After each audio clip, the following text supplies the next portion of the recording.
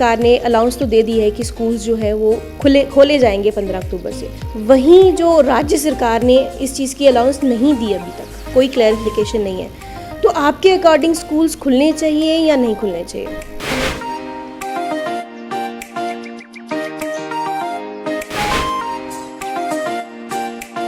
Definitely schools तो खुलने चाहिए, बट जो हमारी राज्य सरकार है उनके थॉट प्रोसेसेस कुछ अलग हैं।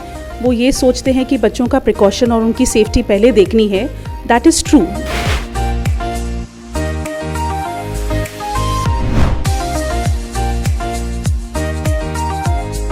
आई थिंक अगर स्कूल्स खुलते हैं तो उनके लिए अगर कोई प्रॉपर दिशा निर्देश वो जारी कर दें तो स्कूल्स खोलने में फिर कोई परेशानी नहीं होनी चाहिए।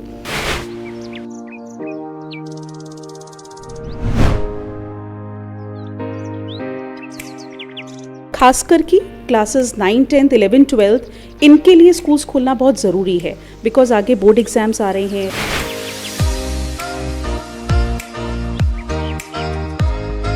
ऑनलाइन क्लासेस चल रही थी, तो ऑनलाइन क्लासेस के तहत टीचर्स ने काफ़ी कुछ कवर अप कर लिया है। बाकी जो रहता था उसके नोट्स सभी स्कूल्स दे रहे हैं।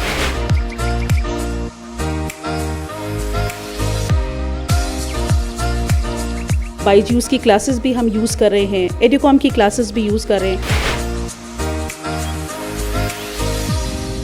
जैसे कि बच्चे आ जाते हैं, स्कूल खुल जाते हैं, मैं ये जानना चाहूँगी कि क्या क्या आपने सावधानियाँ बरती हैं, क्या क्या सावधानियाँ उस टाइम पे बरतेंगे?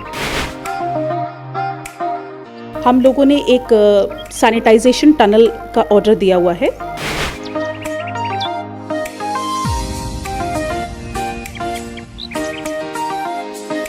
काफ़ी बड़ा 20 फीट लॉन्ग टनल है, जिसमें से बच्चे जब गुजरते हैं तो वो ऑटोमेटिकली सैनिटाइज हो जाएंगे।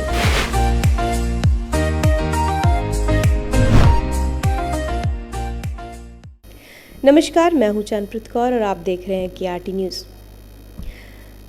केंद्र सरकार द्वारा जो जारी की गई गाइडलाइंस हैं, जो अनलॉक 5 की जो गाइडलाइंस हैं उसके अकॉर्डिंग अगर हम चलें तो स्कूल्स जो है वो 15 अक्टूबर से खोले जाएंगे। बट उसकी अगर हम लोग वहीं जो राज्य सरकार की बात करें तो स्कूलों को खुलने की परमिशन मिली है या नहीं मिली है, अगर स्कूल खुलेंगे तो क्या जो है प्रिकॉशंस लेके चलेंगे स्कूल्स, ये सब बातें हम करेंगे आज JMK इंटरनेशनल पब्लिक स्कूल के प्रिंसिपल मिसेस विनीता महाजन से।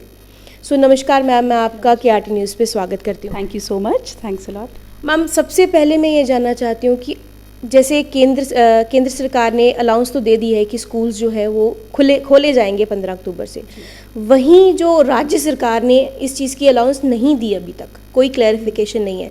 तो आपके अकॉर्डिंग स्कूल्स खुलने चाहिए या नहीं खुलने चाहिए?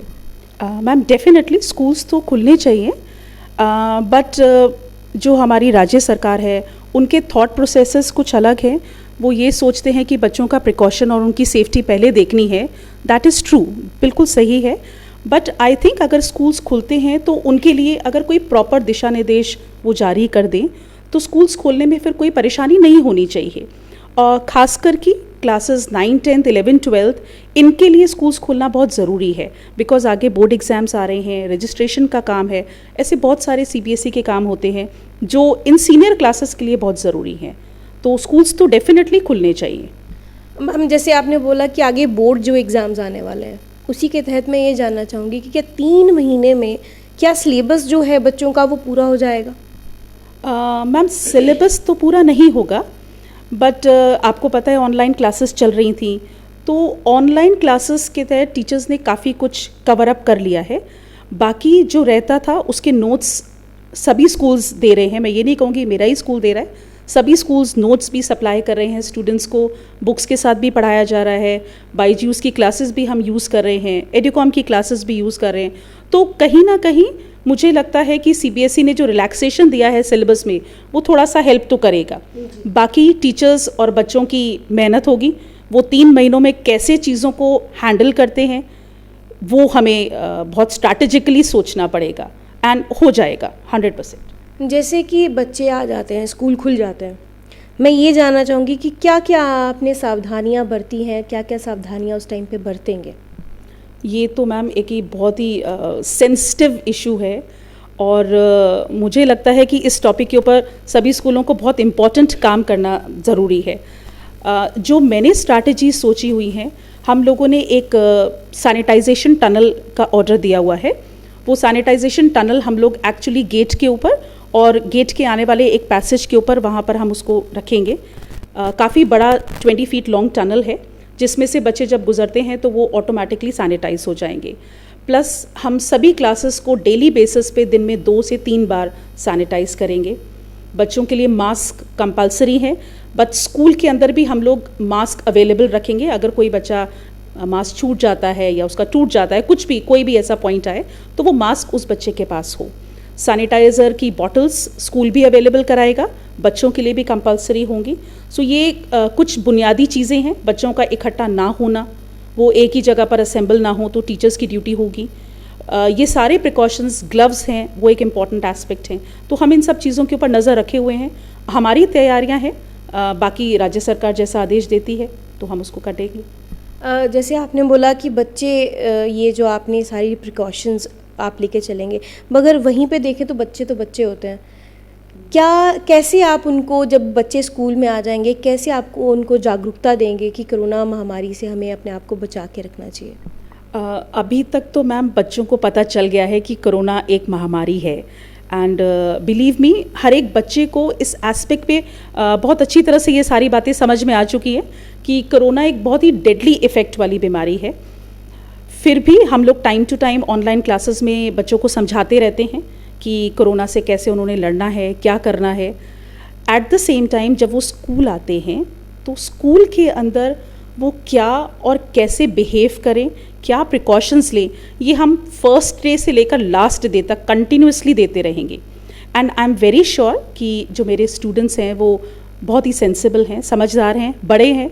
उन्हें पता है कि इस बीमारी के साथ हमें स्कूल के साथ ही रहना है, तो थोड़ा बहुत तो प्रिकॉशंस उनके पास भी हैं। They know it and we will do the same accordingly also.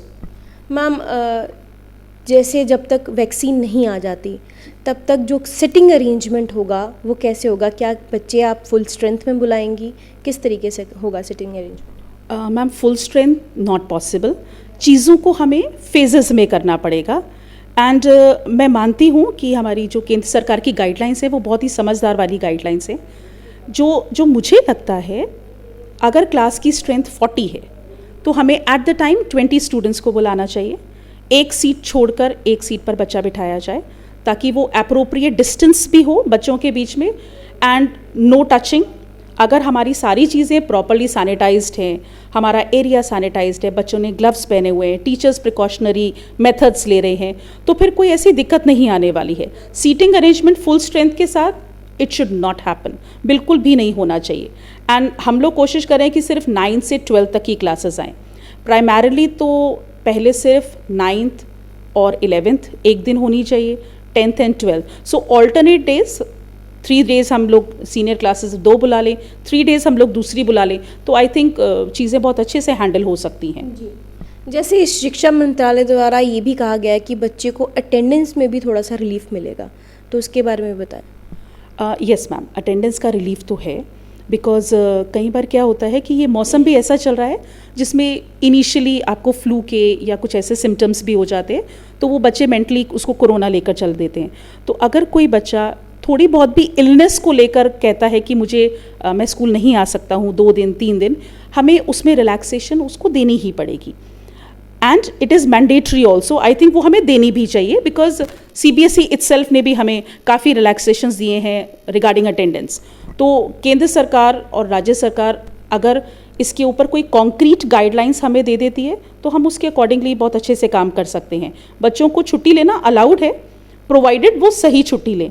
And honestly अभी बच्चे घर पे बैठे बैठे तंग आ गए, तो वो ऐसा कोई झूठा बहाना मारेंगे भी नहीं।